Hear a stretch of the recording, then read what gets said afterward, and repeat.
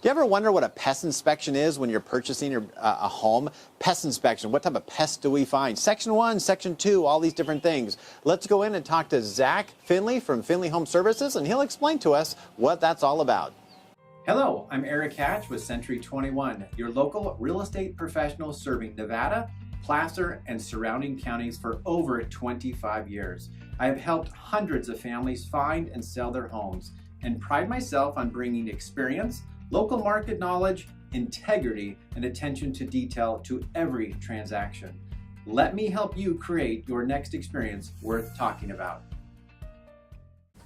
All right, here we are with Zack Finley from Finley Home Services, and really wanted to bring him in today to kind of express and explain a little bit about the whole pest experience and what really a pest is and what he does. So Zack, why don't you tell us a little bit about you and about your company and when you founded this company, and go from there. Excellent. Well, thank you. Thank you for having me.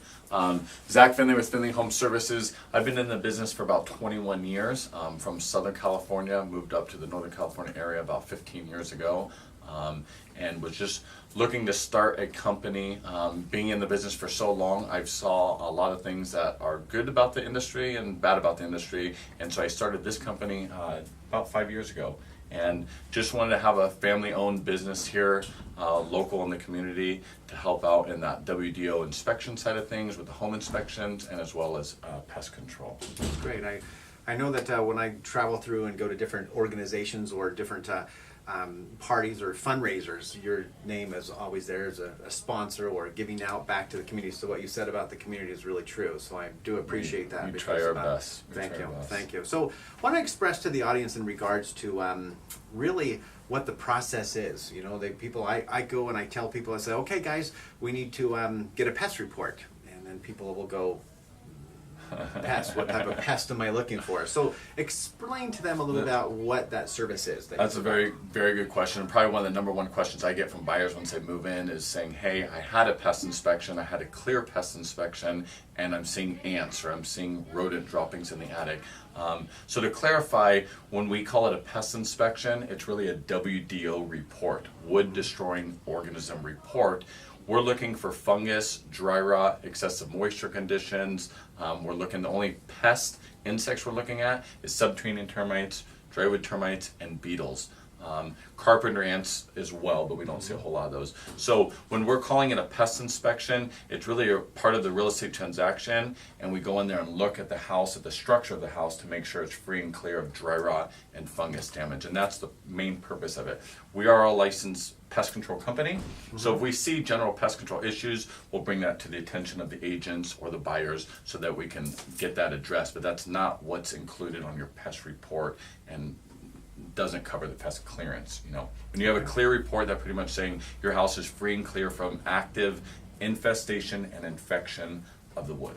Okay, I like that. Hey Zack, you had mentioned to me in the past in regards to if a buyer's out there looking for a home and they find a house and they want to find if an inspection has already been taken place or done on that home, where would they go to find it? So I tell everyone, first off, when we step foot on the property, we have to by law post a tag in the garage, by the water heater, by the entrance door, sometimes in the sub area. So if you're looking at a house and you just want to see if somebody's inspected it within the last couple of months, look in the garage, you usually see an inspection tag. The other source is online. You can go Google search Structural Pest Control Board, and once you get to the Structural Pest Control Board website, there's a little section that says online, and once you click on that, it'll say property search, and you just type in the address of the property and it'll pull up. And sometimes we've seen 3 or 4 different reports within the last 6 months, and to us that's a big red flag, because now we're going, why was there 3 different companies here, what's going on here? And it allows us to then do a little bit more due diligence and research to find out what's going on there, and so it really helps. Great. So from kind of start to finish, if somebody calls you and says, hey, come do a report, you're generally 2 to 3 to 4 days out, depending on the time frame. And then if there's work that needs to be done, you guys actually do the work as well. Absolutely, absolutely. So what we do is if you call our office, we'll usually get out there, as you mentioned, within 2 or 3 days, do the inspection. We have a licensed state inspector come out there through our company, give you a report, a WDO report, itemize everything, has a diagram listing what needs to be done, the recommendation to fix that, and a price that goes with that. If you then look at that and you go, hey, we need to get this work done, we want to get a clearance, or we just want to get this work done because we're sick of looking at the dry rot or the termites, then you would just call us, and usually we're about 2 or 3 days out on that process. We'll come out there and do the termite treatment, do the dry rot repair work. So essentially in that side, we send our construction crew out there, and then we do all the dry rot repair work. And we put a 1-year guarantee on that as well. Okay. Yeah. I know that sometimes with us as agents, we might say really quick to a client, hey, it's section 1, section 2, and then they go, what are we playing here? So can you maybe give them a real brief description of what a section 1 and a section 2 is? So when we're out there doing our inspection, we're looking for section 1 or section 2 items. There's actually a section 3 item too, and I'll explain all 3. Section 1 is any active infestation or infection. So if there's termites there or there's dry rot there, that means it's active, it's section 1. And that's most of the time what people need to get cleared. Section 2, the easiest way to explain it is it's kind of like a buyer beware item. So if you have a leak underneath your sink, or you have a faulty grade or an excessive moisture condition, and they haven't caused dry rot yet, those are kind of buyer beware items that, hey, those section 2 items, if you don't correct them now, they will lead and probably lead into a section 1 item. The third one is your further inspection section 3 item, and that's if we get to a house we can't get underneath in the sub area, we can't get into the garage because there's so much storage.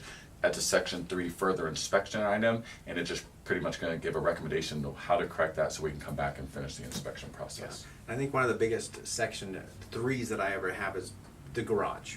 It's always full of stuff. We keep lots of stuff, and so we just need to, as a pro tip here, bring all your stuff in so you can basically see the edge of the. That's the floor. great. What we're looking for isn't the center of the garage. We're just looking around the perimeter. There's an expansion joint that goes all the way around the garage, and so if we can see even 6 inches, shine a flashlight and make sure that termites aren't tubing up that expansion joint, then we can clear that garage. The other thing is, prior to us getting out there, underneath sinks, a lot of times people want to make the house look pretty, and so they grab everything on the counter and shove it all underneath there, including the towels. And then we open it up, and we're not supposed to touch personal items, so sometimes we'll move a little bit with their permission, but if they're not there, it kind of is that gray area. But yeah, they can clear out underneath their sinks enough to where we can see where the P-trap is, make sure there's no leaks or anything like that. That helps out quite a bit. And that's as well. good, because that's good to know that for you, the consumer, because then if you can't, then you have to come back, which then there's service time and time to come back, which is an extra charge. So tell the audience, how can they find you guys? You guys can find us. Our phone number is 916-741-BUGS, which is 2847, or simply online, finleyhomeservices.com.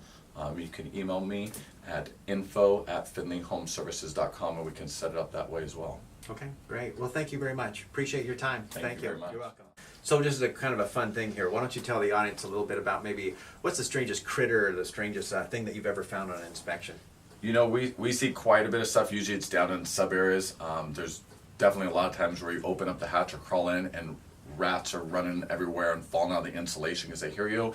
That's pretty exciting. I've definitely been cornered by some raccoons, possums, skunks underneath there. One of the craziest experiences I had, it was down in Southern California, Calabasas, a lot of snakes. We know that. I get into a sub area, a big, huge sub area, and I'm back in there pretty deep, and I see a mom rattlesnake. So I kind of start backing up, and I turn, and there's 3 little baby rattlesnakes. And if you guys don't know this, they're more venomous than the adult because they release all the venom. And so I'm literally stuck in this corner of this sub area with a mom snake, 3 big, and you're just going, okay, my life's over. This is it. Nobody's here at the house to see this. And so I sat there for a couple minutes, waited, and as they kind of just settled down a little bit, I mean, I felt like I was running. I only had about this much room, but I felt like I ran, a couple hundred yards out and got out safely. So knock on wood. Yeah. Well, thank you. Thank you for doing that. That's why I don't go underneath houses because I do not like snakes. So appreciate that. Yeah, Thank you. absolutely, Cool. absolutely.